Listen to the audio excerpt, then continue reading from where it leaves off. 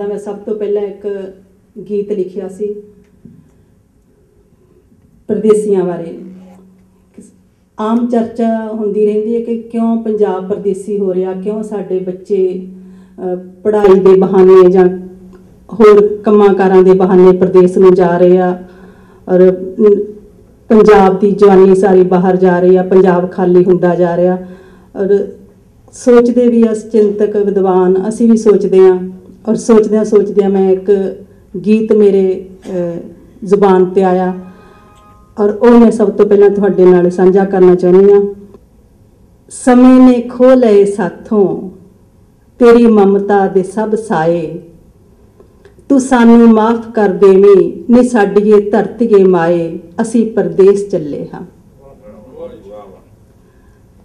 समय ने खो लए साथों तेरी ममता दे सब साए, तू सानू माफ कर देवी नी साडीए धरतीए माए, असी परदेस चले हाँ।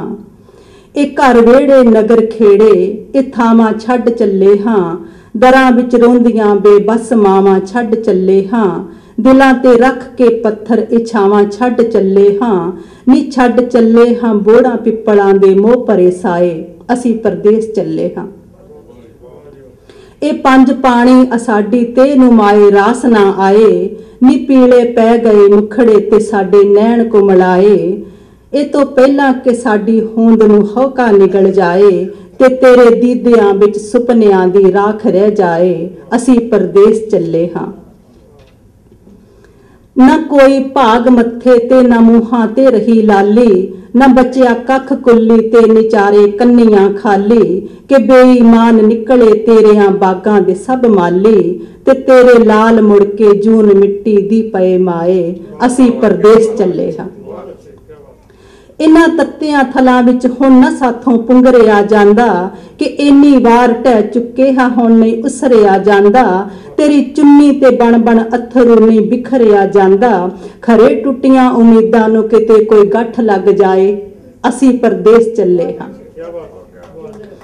जे घर विच रिज़क ना होवे तां जीवन रास नहीं रहिंदा, दिलां विच निग नहीं बचदा नौहां नाल मास नहीं रहिंदा, कि ऐसी रात छाउंदी चन्न दा झोला नहीं पैंदा, न किधरे पैंदियां रासां न कोई बंसरी गाए, असी परदेस चले हाँ।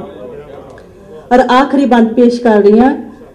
तेरी मिट्टी दे जाए हाँ असी बिगड़ी बना लांगे, तेरी मिट्टी दे जाए हाँ असी बिगड़ी बना लांगे, हनेरी रात विच फिर संदली सूरज जगा लांगे, ते मुड़ के बंजरां चों सावियां रुत्तां उगा लांगे, तेरे जायां दी गैरत ते किवें कोई हरफ आ जाए, असी परदेस चले हाँ।